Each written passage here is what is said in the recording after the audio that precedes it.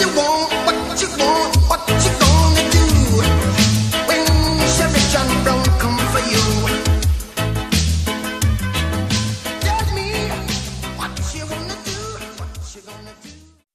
About a year ago, Real-Time Worlds, the company responsible for making Crackdown on the 360, announced the release of its first MMO, All Points Bulletin or APB. After 5 years in development and being in closed beta for a number of months, Real-Time World were confident that they could easily make more than $1 gajillion from this obvious AAA game. This confidence was more than just a little misplaced.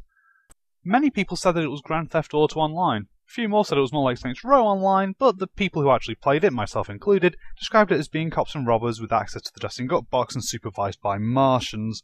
The game is set in the fictional city of Samparo, where things have gotten a tad out of hand. 2 years ago, the mayor was assassinated by an organised crime gang, which somehow caused the police departments to stop working and crime to spiral out of control.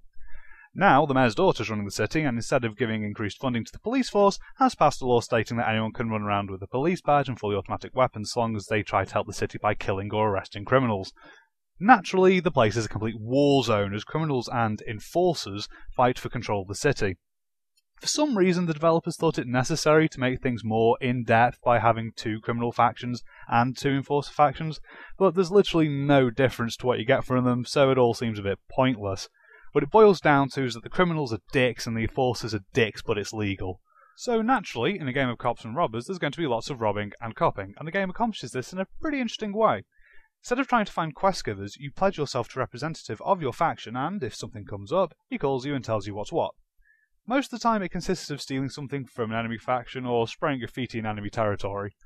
Occasionally, however, you could be called to give backup to another player already in a mission, which could lead to some very interesting matchups, but even then things never really deviated from the going to a location, pressing a button, waiting, moving to another location, repeat, you win model. Of course, the key thing in playing cops and robbers is shooting at each other, and the hit detection in game was about as accurate as it was when you were 5. Not even in Counter-Strike have I seen so many arguments start up in game deriving from, I hit you! No you didn't! Which always ended awkwardly as neither party could kill the other and get some satisfaction. Maybe in some roundabout way this was the developers trying to teach us that violence isn't the answer, but all people ever seemed to learn was that verbal abuse was always the answer. It's also worth noting that you could drive around in APB too, but it always handled like arse and you needed Jedi intuition to take corners properly. It's pretty easy to mark that, so it's only getting the one sentence. After a month or 2 in closed beta, APB was released to the masses and promptly fell flat on its face. I was actually pretty horrified to hear that they were planning to release such an incomplete game, so I kinda sorta technically ended up breaking their epically long NDA by telling my buddies not to buy it, but hey, what they don't know won't hurt them. Why can I say that with such confidence? Real-Time Worlds went bankrupt shortly after releasing the game and doesn't exist anymore. APB, however, refused to die. It was picked up by another company, Reloaded Productions, and is currently in open beta as APB Reloaded. Well guys, original. They even have a booth at this year's E3. To save our T3 E3 representatives some time, I actually got myself into the beta for APB Reloaded, and guess what? It's exactly the same as APB. There are some differences. The missions are more boring, initial character creation is a hell of a lot more clunky, the camera is now firmly wedged 3 feet behind your character so you can't see shit, the Find Me a Group feature is implemented but doesn't actually help you to find a group, and the hit detection is somehow worse.